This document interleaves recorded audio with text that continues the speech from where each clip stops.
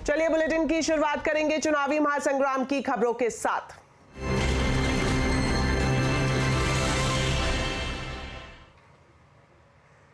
स्वाति मालीवाल बदसलूकी केस में जांच टीम हर लिंक को जोड़ने की कोशिश कर रही है। दिल्ली पुलिस अरविंद केजरीवाल के पीए विभव कुमार को कल शाम सीएम आवास पर ले गई थी। विभव कुमार से मालीवाल के साथ मारपीट के आरोपों को लेकर सवाल भी किए गए। दिल्ली पुलिस ने विभव के साथ सीन को रिक्रिएट किया, पूरी घटना को समझने के लिए कोशिश की गई इसके जरिए, और अब दिल्ली पुलिस आज शाम को विभव कुमार को मुंबई लेकर आने वाली है। सूत्रों से मिल रही जानकारी के मुताबिक सबसे पहले पुलिस टीम विभव के मोबाइल डाटा को रिट्रीव करने की कोशिश में है। पुलिस को उम्मीद है कि इससे कोई लीड मिल सकती है। विभव कुमार 23 मई तक दिल्ली पुलिस की रिमांड में है। वहीं स्वाति मालीवाल के मुद्दे पर बीजेपी ने केजरीवाल पर निशाना साधा है। गृह मंत्री अमित शाह ने मालीवाल से बदसलूकी को लेकर केजरीवाल पर सवाल खड़े किए हैं। उन्होंने कहा कि जिस मुख्यमंत्री के आवास पर एक महिला सांसद की पिटाई हुई हो, वह मुख्यमंत्री महिला सुरक्षा नहीं कर सकता। महिला सुरक्षा पर मैं कोई बात करना नहीं चाहता, वरना केजरीवाल जी रूठ जाएंगे कि भाई निजी आरोप करते हैं। मगर भाइयों बहनों, मुझे बताओ, मुख्यमंत्री आवास में किसी राज्यसभा सांसद महिला का पिटाई हो, वो दिल्ली की महिलाओं को सुरक्षित रख सकते हैं क्या? जोर से बोलो, रख सकते हैं क्या? वहीं बीजेपी अध्यक्ष जेपी नड्डा ने भी केजरीवाल पर हमला किया है। उन्होंने आम आदमी पार्टी को भ्रष्ट पार्टी बताया और कहा कि मालीवाल केस से आपके चरित्र का पता चलता है। एक मुख्यमंत्री के घर में इस तरीके का दुर्व्यवहार हो और मुख्यमंत्री 3 दिन 4 दिन चुप रहे और माइक खिसकाए इधर से उधर, ये बताता है केजरीवाल का चरित्र, केजरीवाल की सोच। और ये लोग आज बेनकाब हो गए हैं, दे आर एक्सपोज। देश की जनता, दिल्ली की जनता मान चुकी है ये बेईमान भ्रष्टाचारी लोग जिनकी जगह जेल में है, वह लोग आज इस तरीके के और कारनामे कर रहे हैं जो सबके सामने आए। वहीं स्वाति मालीवाल ने आम आदमी पार्टी पर बड़ा हमला बोला है। स्वाति मालीवाल ने आम आदमी पार्टी पर झूठ फैलाने का आरोप लगाया है। सोशल मीडिया प्लेटफॉर्म एक्स पर स्वाति ने पोस्ट किया है कि शिकायत के पहले तक वो आम आदमी पार्टी के लिए लेडी सिंघम थी और शिकायत के बाद उनको बीजेपी का एजेंट बताया जा रहा है। स्वाति ने लिखा है कि पूरी ट्रोल आर्मी उनके पीछे लगा दी गई है। स्वाति ने यह भी लिखा है कि उनके खिलाफ झूठ फैलाने वालों के खिलाफ वो कानूनी कार्रवाई करेंगी। इधर आम आदमी पार्टी की नई मुसीबत दिखाई दे रही है। ईडी ने गृह मंत्रालय को एक सीक्रेट रिपोर्ट भेजी है जिसमें आम आदमी पार्टी पर विदेश से अवैध चंदा लेने का आरोप लगाया गया है। ईडी ने दावा किया है कि आम आदमी पार्टी ने 2014 से लेकर 2022 तक 8 साल के दौरान अमेरिका से लेकर ऑस्ट्रेलिया तक कई देशों से गैर कानूनी तरीके से 7 करोड़ रुपए से ज्यादा का फंड जुटाया और चंदा देने वालों की पहचान भी छुपाई गई। इस खबर पर ज्यादा अपडेट के साथ अब हमारे साथ जुड़ रहे हैं संवाददाता शंकर आनंद। तो शंकर, ये बताएं, ईडी ने जो रिपोर्ट गृह मंत्रालय को सौंपी है उसमें क्या कुछ कहा गया है?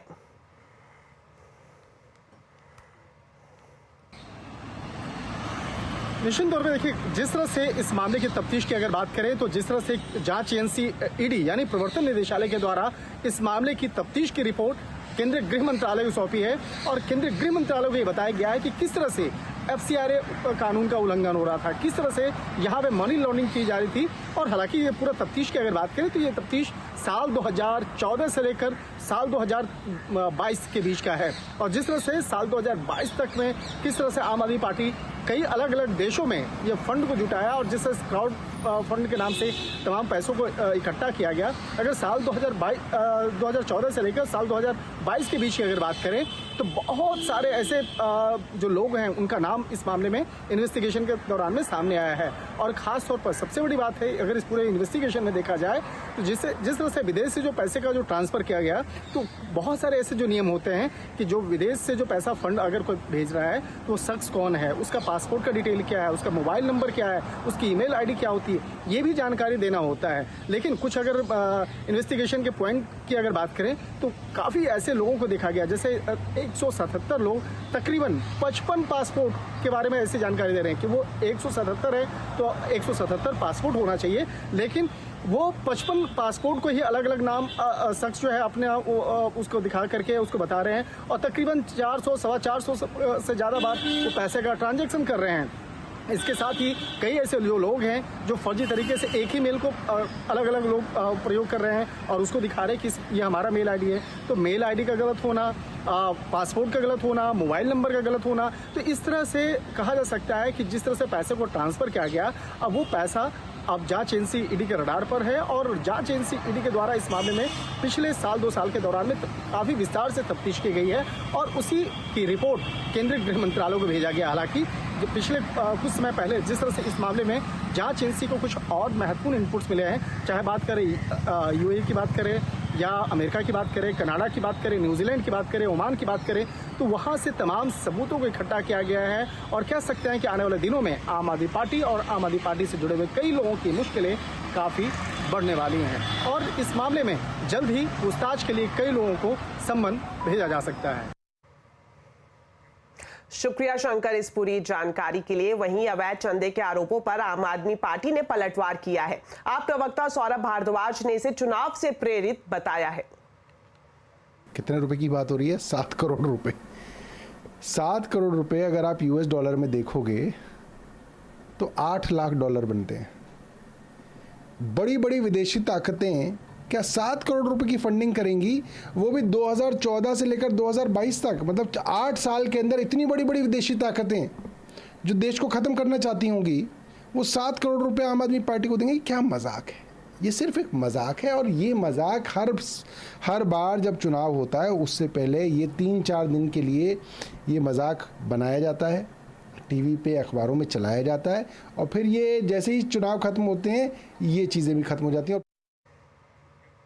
इधर दिल्ली के मुख्यमंत्री अरविंद केजरीवाल ने गृह मंत्री अमित शाह पर एक बार फिर से हमला किया है। उन्होंने कहा कि 4 जून को इंडिया गठबंधन की सरकार बन रही है और मोदी की सरकार जा रही है। आपको प्रधानमंत्री जी ने अपना वारिस चुना है, इस बात का आपको इतना अहंकार हो गया कि आप लोगों को गालियां देने लगे, धमकियां देने लगे। अभी तो आप पीएम बने नहीं हैं और आपको इतना अहंकार हो गया। आपकी जानकारी के लिए बता दूं कि आप पीएम नहीं बन रहे हैं क्योंकि 4 जून को लोग बीजेपी की सरकार नहीं बना रहे हैं। बीजेपी जा रही है, थोड़ा अहंकार कम कीजिए और जनता को गाली मत दीजिए। आपकी दुश्मनी मेरे से है, आप मुझे गाली दे लीजिए, लेकिन देश की जनता को अगर गाली देंगे तो ये कोई बर्दाश्त नहीं करने वाला। तो 25 मई को 6वें चरण में दिल्ली की 7 सीटों पर चुनाव होना है, लेकिन इससे पहले आम आदमी पार्टी की मुश्किलें बढ़ती जा रही हैं। केजरीवाल पर आरोपों के तीर चल रहे हैं। चुनाव में क्या होगा इसका असर, आज चुनाव अड्डा में इसी पर करेंगे बड़ी चर्चा शाम 7:57 पर।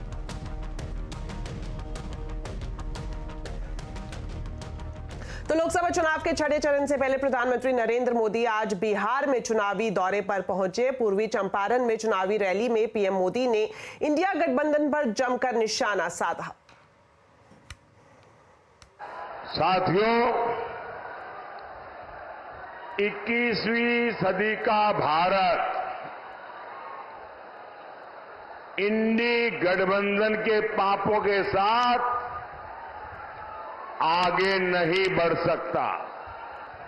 4 जून को इंडी वालों के इरादों पर सबसे बड़ा प्रहार होगा। ये प्रहार होगा देश में भ्रष्टाचार पर, ये प्रहार होगा टुकड़े टुकड़े गैंग पर, ये प्रहार होगा सनातन को गाली देने वाली विकृत मानसिकता पर। वहीं आज आजमगढ़ में अखिलेश यादव की रैली में पुलिस को लाठी चार्ज करना पड़ा। सभा स्थल पर बेकाबू भीड़ को कंट्रोल करने में पुलिस नाकाम रही। इसके बाद भीड़ को खदेड़ने के लिए पुलिस ने लाठी चार्ज किया। कार्यकर्ताओं ने जनसभा में जमकर हंगामा भी किया। ये सभा लालगंज लोकसभा क्षेत्र के सराय मीर में थी। बाद में माहौल शांत होने पर अखिलेश ने जनसभा को संबोधित किया और कहा कि ये जनसमर्थन, जोश और उत्साह इंडिया गठबंधन को जिताने के लिए है।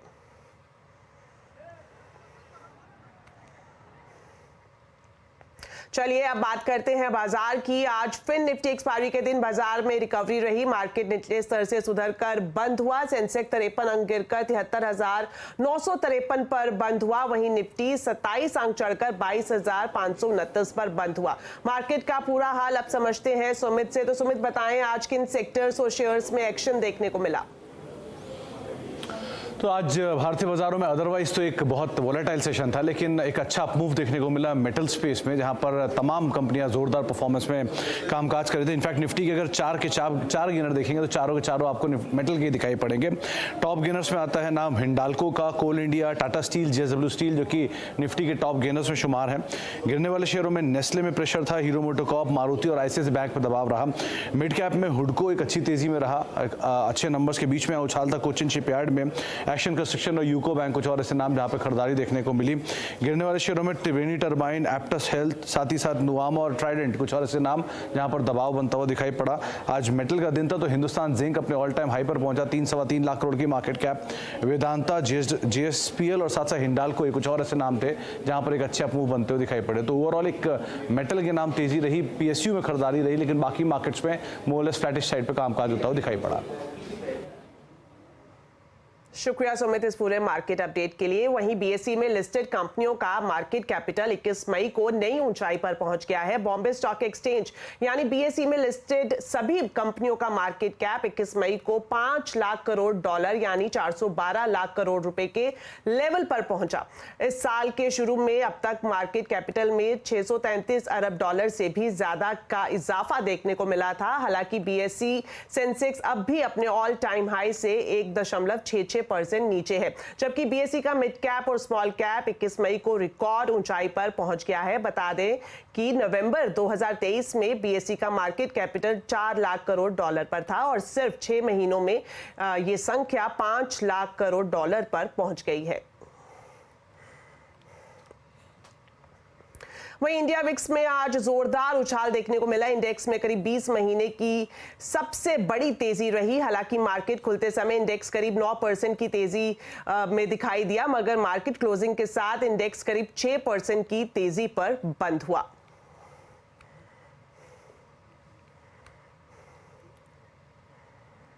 अगर आप कमोडिटी बाजार में दिलचस्पी रखते हैं और उसमें कारोबार करना चाहते हैं तो सीएनबीसी आवाज आपके लिए लेकर आ रहा है कमोडिटी गुरुकुल के नाम से एक अनोखी पहल। इस लाइव वेबिनार में देश और दुनिया के कमोडिटी बाजार के लीडर्स आपको मार्केट की हर छोटी बड़ी बारीकियों से अवगत कराएंगे। बाजार के टेक्निकल्स के साथ साथ बड़े ट्रेंड्स को पहचानने के तरीके भी बताएंगे। ये भी बताएंगे कि मोमेंटम इंडिकेटर्स क्या होते हैं और उनके हिसाब से स्ट्रैटेजी कैसे बनाई जाती है, निवेश में कितना जोखिम शामिल है और उसे मैनेज कैसे कर सकते हैं, आपको अपने पोर्टफोलियो में कमोडिटी की कितनी जगह देनी चाहिए। साथ ही एक्सपर्ट आपके हर सवाल का जवाब प्रैक्टिकल एग्जांपल के साथ देंगे। इसके अलावा और भी बहुत कुछ सीखने का मौका आपको मिलेगा। तो इस एक्सक्लूसिव वेबिनार का हिस्सा बनने के लिए आप लॉग इन कर सकते हैं और लॉग इन करने की डिटेल्स इस वक्त आपकी टीवी स्क्रीन पर है।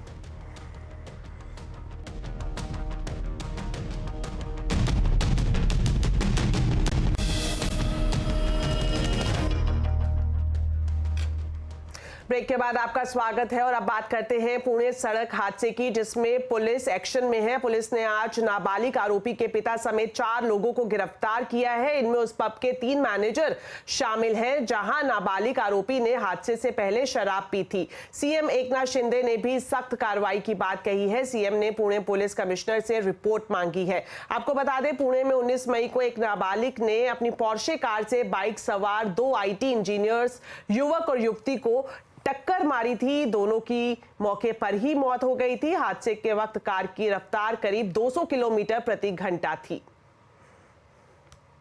ये केस एक अत्यंत हीनस और ग्रीवियस केस है और इसमें आरोपी जुवेनाइल जो है इसको एडल्ट की तरह ट्राई किया जाए, जो कि लॉ में प्रावधान है।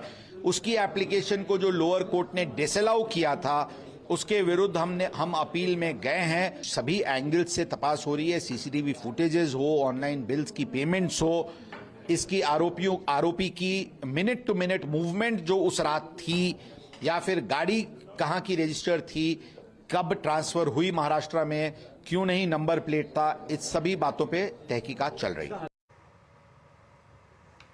वहीं इस पूरे मामले में सियासत तेज हो गई है। राज्यसभा सांसद संजय राउत ने महाराष्ट्र सरकार पर दोषियों को बचाने का आरोप लगाया है।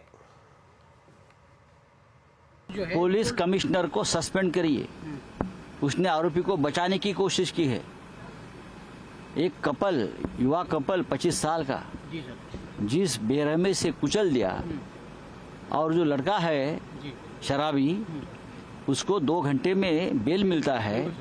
हाँ, उसका रिपोर्ट मेडिकल नेगेटिव आता है। जो शराब पिया है वो वीडियो सामने है। कौन मदद कर रहा है? पुलिस कमिश्नर कौन है? ये पुलिस कमिश्नर सस्पेंड करो, नहीं तो पुणे की जनता को सड़क पर उतरना होगा। वहीं बीजेपी नेता राम कदम ने कहा है कि विपक्ष का काम ही है राजनीति करना, जांच जारी है और दोषियों को बख्शा नहीं जाएगा। मूल बात यह आती है कि इस विषय में महाराष्ट्र के उप मुख्यमंत्री जो गृह मंत्री भी है देवेंद्र फडणवीस साहब ने पुलिस को निर्देश दिए कड़ी कार्रवाई की जाए। आज मुख्यमंत्री एकनाथ शिंदे जी ने भी दिए हैं। तो उसके पश्चात ये सारी बातें उठती कहाँ से? अब हुआ है राउत हो या कांग्रेस दल के नेता हो, जब इनके पास कोई मुद्दे नहीं होते हैं तो इस प्रकार के मुद्दे लेकर के शुरू हो जाते हैं। चलिए अब बात करते हैं गर्मी की। पूरे उत्तर भारत का हाल गर्मी से बेहाल है। मौसम विभाग ने कई राज्यों में हीट वेव अलर्ट जारी किया है। हरियाणा और दिल्ली के कई इलाकों में तापमान 47 डिग्री के पार पहुंच गया है। दिल्ली में अगले 5 दिनों तक हीट वेव रहेगी। मौसम का हाल जानने के लिए मौसम विभाग के साइंटिस्ट नरेश कुमार से बातचीत की है संवाददाता असीम मनचंदा ने। देखिए क्या था कि अगर हम अप्रैल से बात करें, अप्रैल जहाँ फर्स्ट वीक ऑफ मई तक कंटिन्यूस वेस्टर्न डिस्टर्बेंस जो इसको इन्फ्लुएंस कर रहे थे, जिसके प्रभाव से जहाँ तो क्लाउडी था, जहाँ हल्का फुल्का रेनफॉल एक्टिविटी भी रहा। और अभी क्या है कि टेम्परेचर उसके बाद वेस्टर्न डिस्टर्बेंस जाने के बाद एक सिस्टम तो आया, लेकिन उसका जो प्रभाव है वो हाई रीचेज में रहा, स्पेसिफिकली जम्मू कश्मीर वगैरह में, और उस प्लेन्स पे ज़्यादा इन्फ्लुएंस नहीं रहा। और इसके कारण क्या है कि अभी टेम्परेचर पूरा प्लेन्स पे हमने रेड अलर्ट दे रखा था। सिमिलरली अगर अब हिमालय की बात करें, हिमालय भी टेम्परेचर सामान्य से ज़्यादा है। इवन हिमाचल, उत्तराखंड और अगर आप जम्मू डिवीजन की बात करें, वहां भी हीट वेव का प्रोबेबिलिटी है। स्पेसिफिकली अगर हम रीजन वाइज करें, अगर राजस्थान की बात करें, राजस्थान आने वाले 5 दिनों के लिए हमने रेड अलर्ट दे रखा है। सिमिलरली पंजाब, हरियाणा में कल एक सिस्टम के कारण हल्का सा टेम्परेचर ड्रॉप रहा और इसके लिए आज के लिए ऑरेंज है और कल आने वाले दिनों के लिए हमारा रेड अलर्ट है। सिमिलरली उत्तर प्रदेश में भी मैक्सिमम टेम्परेचर ज्यादा है, मिनिमम भी ज्यादा है, वहां भी हमने आने वाले 5 दिनों के लिए रेड अलर्ट दे रखा है। स्पेसिफिकली दिल्ली की बात करूं, कल देखा टेम्परेचर 47 डिग्री इसके ऊपर पहुंच गया था। आगे क्या अनुमान है दिल्ली का? दिल्ली का देखिए आज तक तो थोड़ा हल्का सा कम रहेगा, इसके बाद फिर टेम्परेचर बढ़ेंगे और इसके लिए हमारा आज के लिए दिल्ली के लिए ऑरेंज अलर्ट है और उसके बाद सब्सिक्वेंट 4 दिनों के लिए हमने रेड अलर्ट दे रखा है। तो 4 दिनों तक तो हमें कोई राहत देखने को मिल नहीं रही है, उसके बाद भी कब तक हम देख सकते हैं वेस्टर्न डिस्टर्बेंस? हाँ, आप देखिए 5-7 दिन अभी कोई राहत नहीं है, टेम्परेचर सामान्य से ज्यादा ही रहने की उम्मीद है। पर आखिरी सवाल मानसून को लेकर के है, मानसून की चाल कैसी है? अभी मानसून अंडमान तक पहुंच गया है, कब तक लग रहा है आपको कि हिट कर जाए? हमारा अनुमान यही है, केरला, तमिलनाडु और साउथ इंटीरियर कर्नाटक आने वाले 2-3 दिनों में heavy to very heavy rainfall activity रहेगा। तो ये प्री मानसून शोर है अभी? देखिए अभी मानसून का तो हमारा 31 का डेट है, हम उसको वॉच कर रहे हैं। ईरान के राष्ट्रपति इब्राहिम रईसी की मौत पर ईरान में 5 दिन के राजकीय शोक का ऐलान किया गया है। तबरीज में राष्ट्रपति इब्राहिम रईसी का जनाजा निकाला गया, जहां हजारों की संख्या में लोग जुटे। तबरीज में जुलूस के बाद इब्राहिम रईसी और विदेश मंत्री के शव को दूसरे कार्यक्रम के लिए राजधानी तेहरान ले जाया जाएगा। उसके बाद मशहद में गुरुवार को रईसी को दफनाया जाएगा। इसके साथ ही अब नए राष्ट्रपति के चुनाव को लेकर चर्चा तेज हो गई है। चर्चा है कि ईरान में 28 जून को राष्ट्रपति चुनाव होंगे। हेलीकॉप्टर क्रैश मामले में ईरान सरकार ने अमेरिका से मदद मांगी थी, लेकिन अमेरिका का कहना है कि लॉजिस्टिक वजहों से वो मदद नहीं कर पा रहा है।